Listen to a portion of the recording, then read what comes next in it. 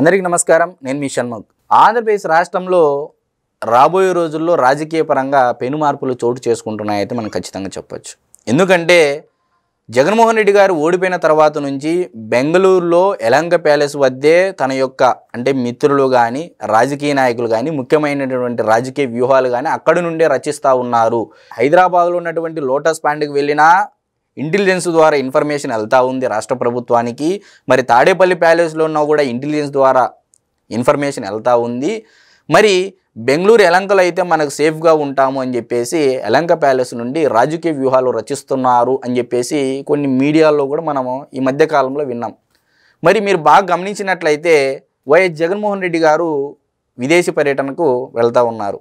15 రోజులు ఈ నెలలోనే అక్టోబర్ నెలలో వెళ్తూ ఉన్నారు. అదే వ్యక్తులు అదే పార్టీకి సంబంధించినటువంటి రాజకీయ నాయకులు ధర్మవరం మాజీ శాసనసభ్యుడు కేతిరెడ్డి వెంకటరామరెడ్డి గారు విదేశాల్లో ఉన్నారు, రోజా గారు విదేశాల్లో ఉన్నారు, అంబటి రాంబాబు గారు విదేశాల్లో ఉన్నారు. చాలామంది ముఖ్యమైనటువంటి రాజకీయ నాయకులు అక్టోబర్ నెల విదేశాల పర్యటన పెట్టుకొని అక్కడ నుంచి రాజకీయ వ్యూహాలు రచించాలి, ఇక్కడ ఉంటే మన ఇన్ఫర్మేషన్ మొత్తం కూటమి ప్రభుత్వానికి వెళ్తూ ఉంది, ఇంటెలిజెన్స్ చాలా బాగా పనిచేస్తూ ఉంది ఆంధ్రప్రదేశ్ రాష్ట్రానికి సంబంధించి అని చెప్పేసి ముఖ్యమైనటువంటి రాజకీయ నాయకులు విదేశాల టూర్లు పెట్టుకొని అక్కడ ఒక మీటింగ్ పెట్టుకొని రాజకీయాలు చేయాలనేటువంటి ఉద్దేశంతో మీరు ఒక్కొక్కరుగా ఈ మధ్యకాలంలో విదేశాలకు వెళ్తూ ఉన్నారు అక్టోబర్ నెలలో. మరి మీరు ఇప్పటికే అంబటి రాంబాబు గారు, మరి అదేవిధంగా కేతిరెడ్డి వెంకటరామరెడ్డి గారు, రోజా గారు, మరి జగన్మోహన్ రెడ్డి గారు కూడా వెళ్తూ ఉన్నారు.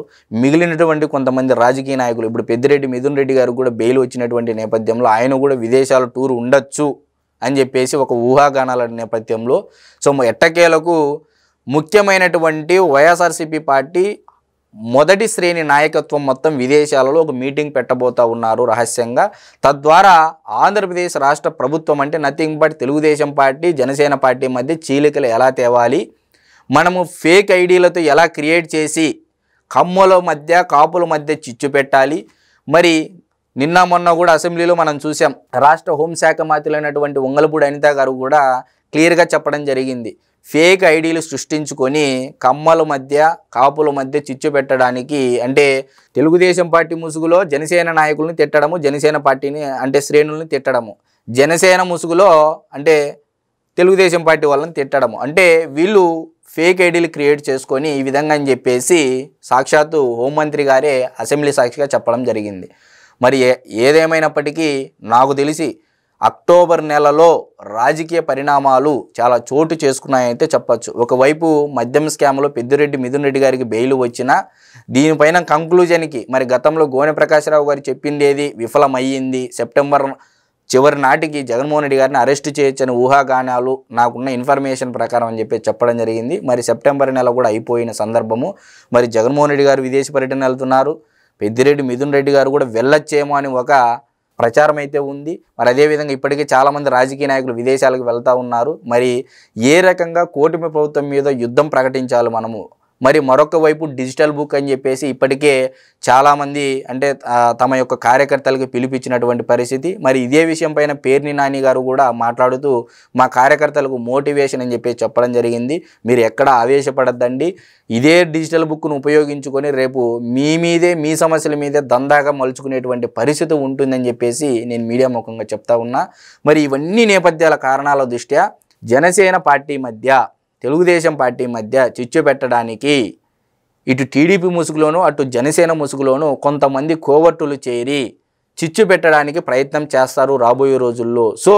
ఎట్టకేలకు మనం మొదటి విజయం సాధించాలి తెలుగుదేశం పార్టీ మధ్య జనసేన పార్టీ మధ్య చిచ్చు పెట్టాలనే ప్రయత్నం 100% చేయాలనే కంకణంతో దానికి రచించినటువంటి వ్యూహాలు విదేశాల వేదికగా ఒక మీటింగ్ పెట్టుకొని ఏ విధంగా ఇంకా మనం సోషల్ మీడియా ద్వారా ఫేక్ ఐడీలు క్రియేట్ చేసుకొని కూటమి ప్రభుత్వాన్ని విచ్ఛిన్నం చేయాలనే ఉద్దేశంతో వైఎస్ఆర్సీపీ కాంగ్రెస్ పార్టీ ఆలోచన చేస్తూ ఉందనేది మీకు తెలియజేసుకుంటా ఉన్నా.